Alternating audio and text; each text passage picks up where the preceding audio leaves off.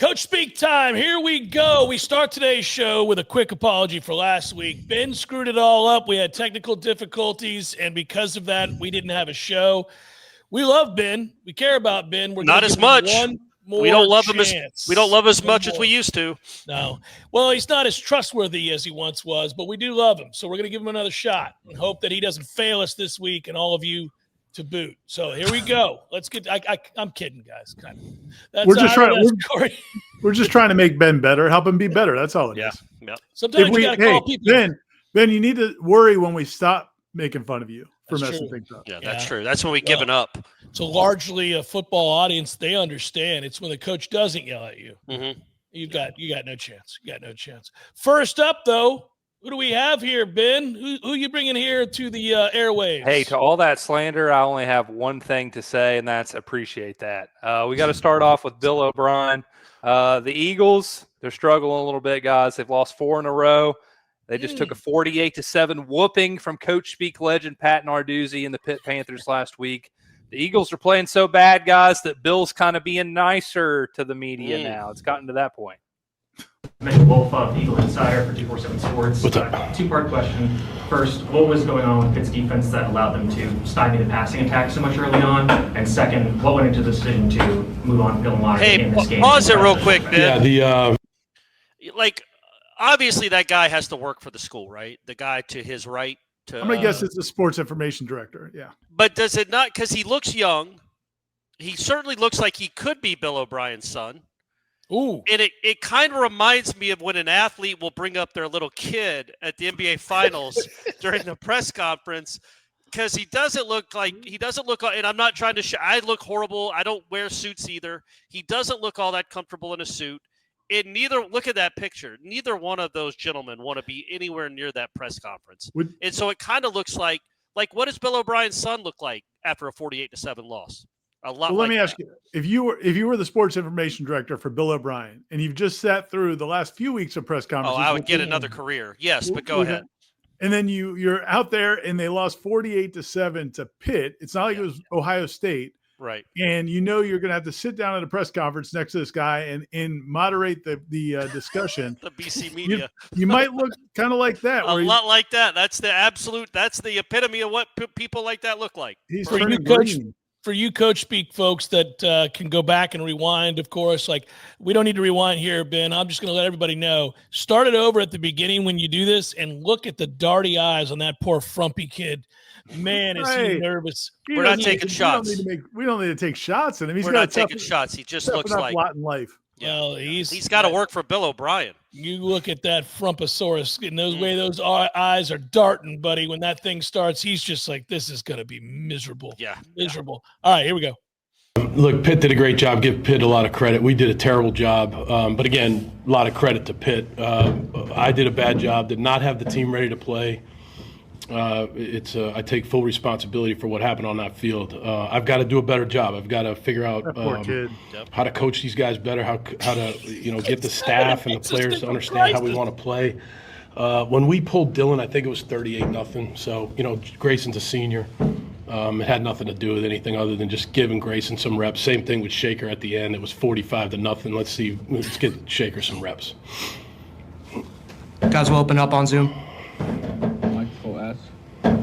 Obviously 48-7. Just you mentioned the team wasn't ready. I'm trying to figure out why wasn't the team ready for this game. I don't know. I don't know. Again, that's my good question. Yeah, I see you shaking your head, and I agree. I'm shaking my head too. No, you're not. And we'll figure it out. I've got to figure it out. It's on me to figure it out. Just not getting it done right now. I'm not getting it done. So the players are fighting, and just for whatever reason, didn't have them ready to go today. I know the injuries aren't an excuse, but can you describe the challenge of shuffling guys in and out all game, just how that affects the game plan? Yeah, comment Trevor, on can that. you repeat that? It's breaking up. And I had no idea what you're talking about. Oh, shit, it's breaking up. Yeah, no worries. Let me know if you can hear me. I know the injuries aren't an excuse, but can you describe just the challenge of going in and out with guys all game when you're so banged up? Yeah, the next guy's got to step up. Injuries are never excuses. Trevor, man. It is what it is. It's football. And the next guys have to be ready to play. And we have to get them ready to play. We got to make the right calls to make sure we're taking advantage of what they do well. I just love that the first guy that asked a question, well, the first computer guy that asked a question, is just shaking his head. He's so disgusted. He's just he's just like, what gives, man? What are we out here doing, Bill? Why is it like this? Help me understand. And clearly Bill O'Brien's been talked to because he's sitting there, he's answering a question on a Zoom. The guy asks him, how do you explain what's going on with your football team? And as he starts to answer, the reporter's just shaking his head. And Bill O'Brien's cool with that. Yeah. He's just like, I commiserate with you. I'm also confused. I'm shaking my head too, man. Come on, man. I don't think he would have been shaking his head in the press conference. It's like when you ask your kid a rhetorical question because they've screwed up, and you're like, I don't understand how in the world, and you're just shaking your head when they start to stutter after their answer. Yeah. You're like, no, there's nothing you can say. By the way, I didn't need you to respond. It'd be great if your son's like, I'm shaking my head too, Dad. I don't know. Yeah, I'm disappointed too. It's on me. It's on me. It's my fault on this one. I can't explain my behavior. I have a watch. I knew it was 1 a.m. Yeah. I know my curfew is 12. I don't know. It's crazy. It's just, I don't know. I don't get it. Who knows? Hey, you know what? But I'll be better. I'm going to be better. It starts with me. What? So going back to our guy, the SID at the press conference, it reminded me of, there was a time in my life when I had, speaking of being out late, I was out so late one night when I was in high school and I didn't have a car that my dad had to come get me. He had to come get me from the arcade because I was still playing video games or whatever. Arcade, all right. And that's how old Ira is. That's how old I am. You had to go out of your house to go play video games, people. Yeah. It was a good time, Ira. I remember those days, buddy. But anyway, he comes and gets me, and we're driving home, and he's just so mad because he had to get out of bed to go pick me up. He's screaming at me, and I'm just staring straight ahead the whole time, like I'm not looking at him. And at some point, the statute of limitations is up. And he's passed away, so he can't go to jail for this. He slaps me. He slaps me on the side of my face. My whole face goes numb. Good Lord.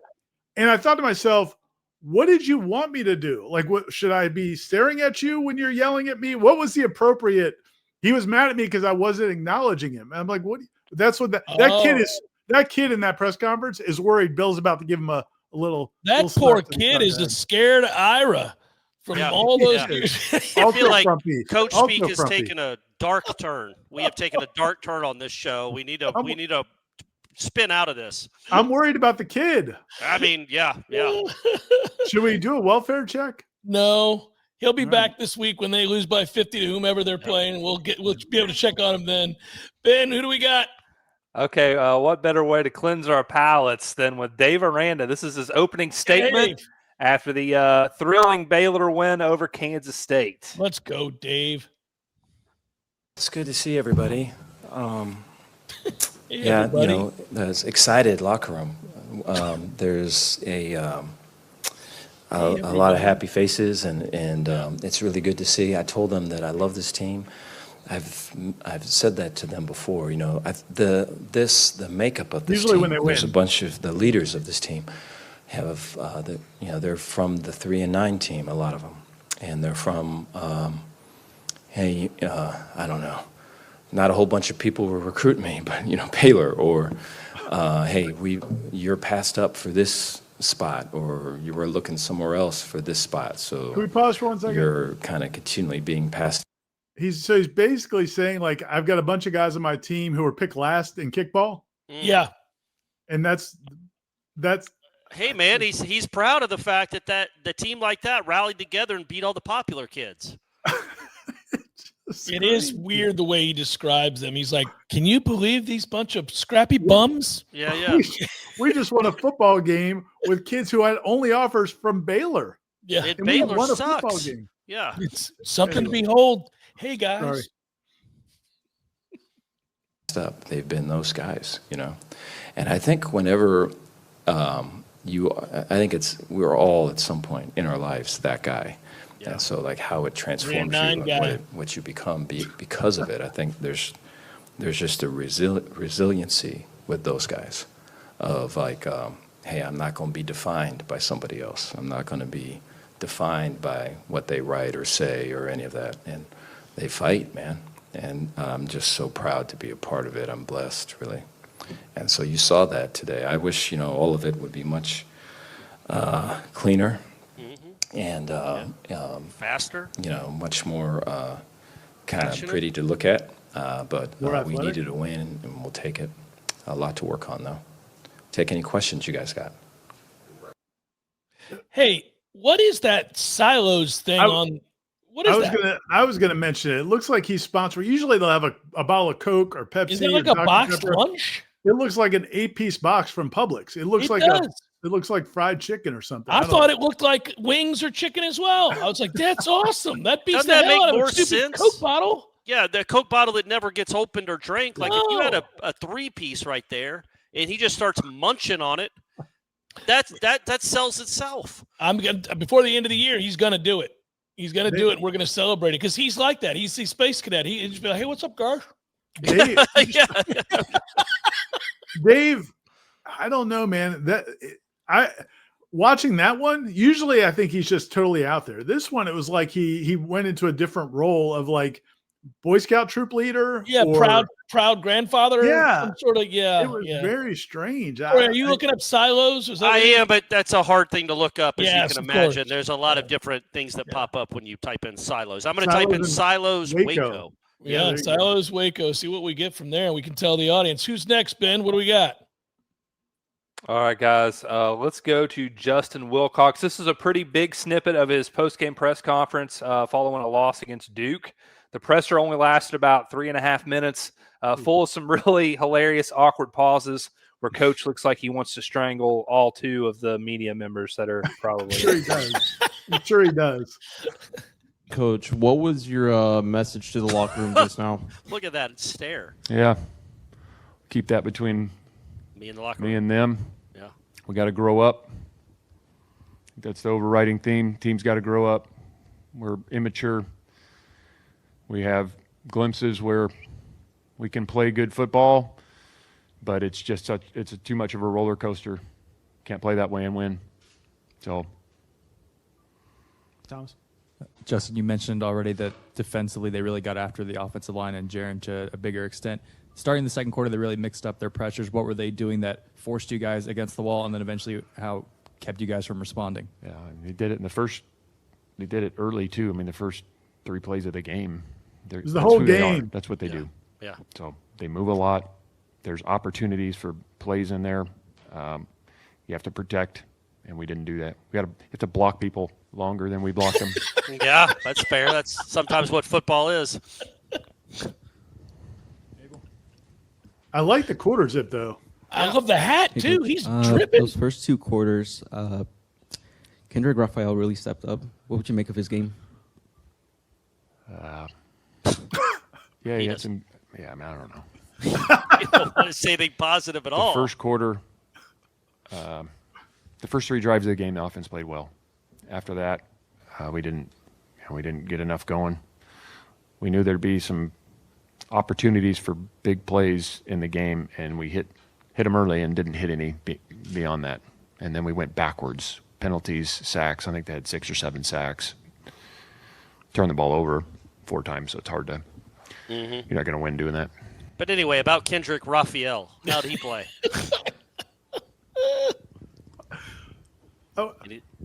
Justin, we kind of focused on your offense so far, but defensively, You suck there too. What happened in the second quarter when they went 24-0 on you? Terrible defense. Coaching starting with me, and Yep. we got to obviously do a lot of things better in the early in the game. I mean, we came out with a 3 and out. After that, we played terrible defense, eye control, communication, not playing the ball in the air, didn't rush very well, didn't tackle well. Other than that, And then at halftime, went in, came back out. I think we got 3 and outs, forced another punt there. There we go. What's the matter?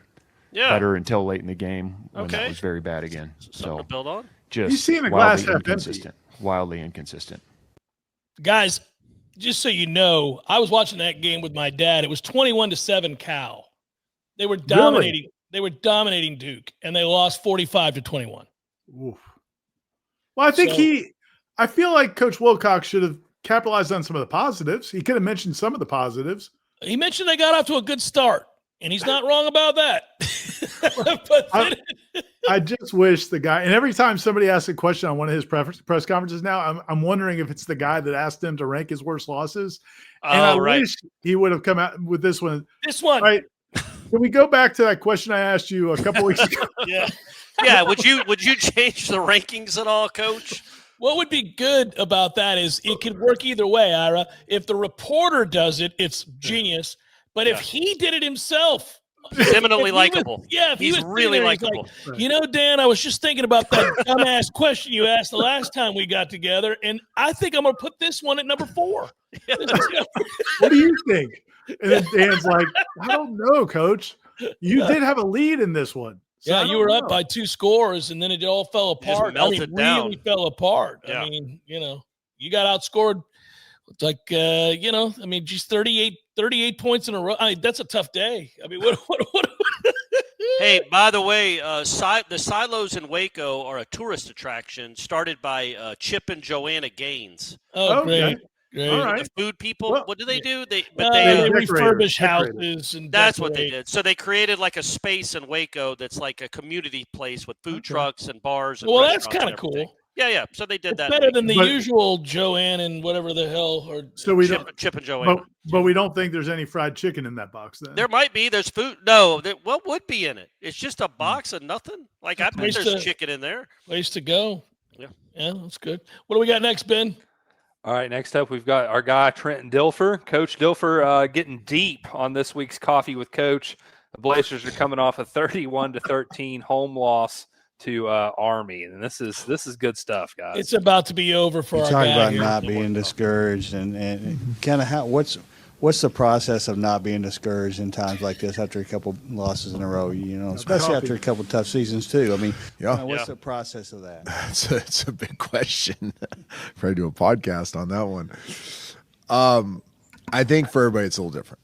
Okay, so I think as a leader, you have to have what I talk to the staff about, what I'll talk to the players about are, know what disappointment is, know what discouragement is, right? And then know how to handle both if you're fighting discouragement. Know what is truth and know what is lies. So look at the truth of the situation and be truth tellers. So I think we have to be truth tellers on the good and the bad. But don't let one overtake the other. And I think in times of adversity, what happens too often is you start. Have you ever heard the white? In fact, I'm going to do this. Have you seen this done before? Oh, here we go. Visually, like a presentation. This had a lot of impact on me. Okay. What are we doing? What do you see? A black dot. Mm-hmm, that's what most people say. You don't see the white? I see a bunch of white. Yeah, but most white. people see the dot. That's what negativity does to you.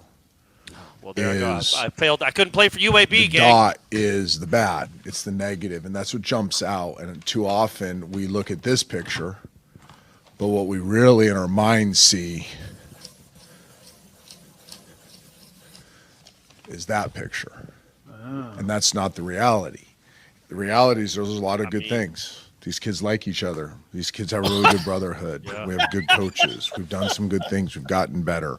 Write that story, boys. You can't let the setbacks, the size of the dot, bigger than what it is. What's your and lead? When you have 2 bad seasons, and now you have a losing record, and you've lost 2 games, it's very easy to make that dot bigger than it is. Yes, it is. So you have to fight not trend. making the dot bigger than it is. Now the dot's probably bigger than I represented. Yeah, no shit. But regardless, there's a lot of good, and you have to stay focused on the good because like the our good is problems what's are going this to get tiny you little out of the dot. bad. No, they're not. If you focus on the bad all the time, it's just going to be perpetual, and it's going to amplify itself in a lot of different ways. So how about we win a game there, Slick, so we don't have to focus on all the bad all the time? Also, when you look at a scoreboard, there's just one dot. If you just look at one dot inside the 31, you don't see that you lost 31-13. You're just focusing on that Just little on that dot. But Just if you that pan dot. it out a little and you see you lost by 3 touchdowns again, well, that's where negativity creeps in. But Man, you're they're not gonna just have to- focusing on the dot. They're going to have to ask him that again next week when they lose this upcoming Saturday. How big's the dot now? Coach, can we get an update on the dot? Draw that picture again so I can see the reality. of what's happening here. What if he did that? He had to have done it with his team too. I mean, I know the score today was 45-10, but that's not the reality. Draw that for me. Draw that dot form. Dot form. Are there more dots than just the one now? Are there different colors to the dot now?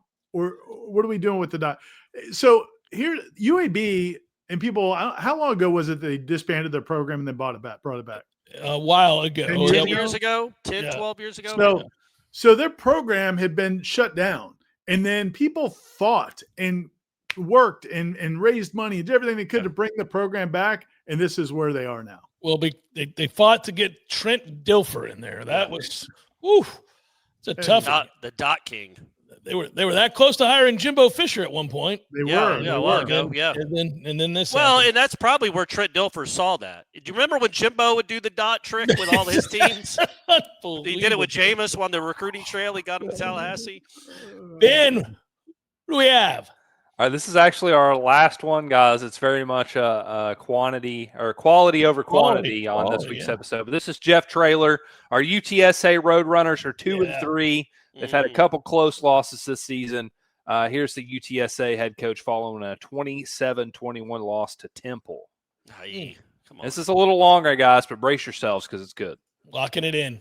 They come out unbalanced set. We don't communicate very well. They bust a run on us. The only really big run they had all day. So momentum's totally gone. Unbelievable job by our offense going right down the field. And one of the best drives I've ever seen McCowan play. One of the best throws I've ever seen him make. Got hit right in his mouth, throwing the flag right to McEwen. And then I didn't like the call on 3rd and 6 where he called the screen. I thought that was just too predictable. It was a bad call on our part. Okay, I like that. Really bad punt. Yeah, good. He kicked the ground. That's very unfortunate. Yes. Pause real quick. Played a great fourth quarter. He kicked the ground, and then he goes, "That's very unfortunate." Yes, yeah. Jeff. That's what you say when you flub a shot on the golf course, right? Oh, that was really absolutely. unfortunate. Usually calm. If I hit a fat shot that goes about 9 yards, I just calmly say to my playing partners, "Well, I hit the ground there. That's unfortunate. That's unfortunate. We're going to be hitting from about the same spot we just hit from." I want to see how far he kicked it after kicking the ground. I did too. Holy cow, that's awesome! A punter hit the ground. Gave us every opportunity to win the game, and we got off the running game too quick. Had a few issues with Robert, just with hydration, and some problems with just the heat and probably some overuse, through the year. Greg, I've never really believed in embarrassing players, by calling them out to the media. Except a punter. I just think there's something to be said for that behind closed doors. I think that is the secret to why our kids have always competed here.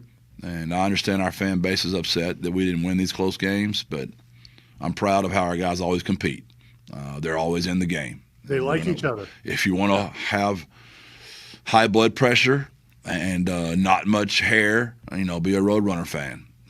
I thought he was going to say be a head coach. I never let the facts in the way of a good story. The more Frank is gone, the more we blew out everybody, and there were never any close games. Where guys that have been around for a long time know we've made a living on these games. And I wish we could blow people out, Greg. I wish we were that much superior to people, but in the new landscape of college football, there's going to be a lot of these one-possession ball games. You're about done with Greg. Kid played good. I know nobody wants to say that. It's easy to blame him.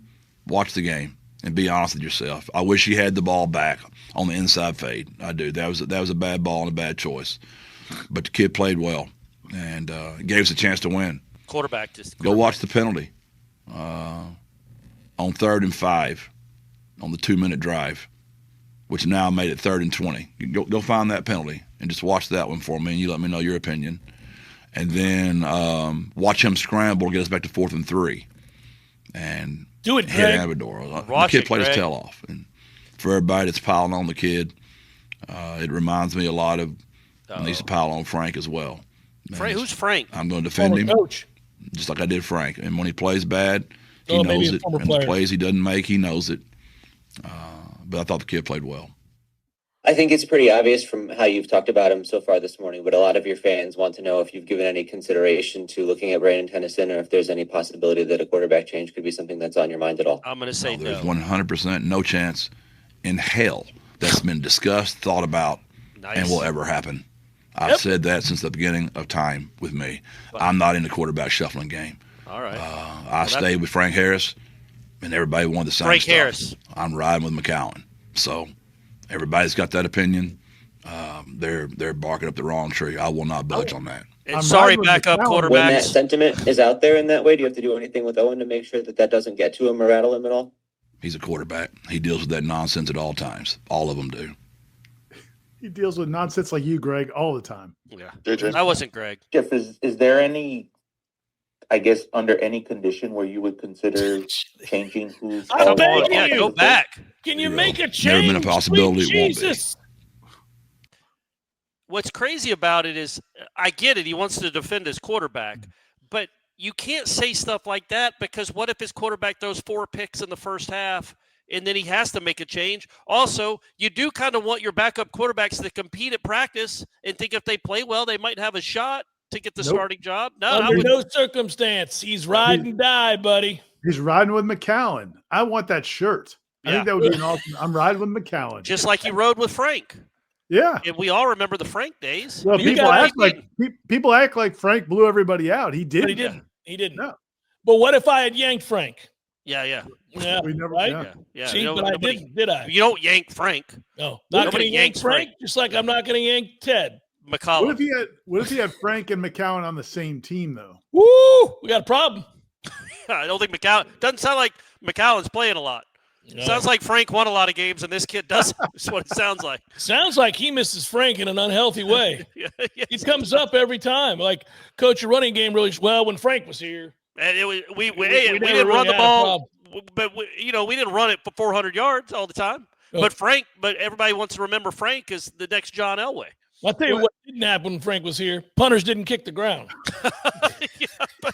What if the reporter asked him, like, is there any circumstance where you might make a change? He's like, absolutely not, never, not going to happen. What if he threw 6 picks? Yeah. What if he died? I don't believe that's true, Coach. I think you would make a change. What if he just handed the ball to the linebacker? Yeah.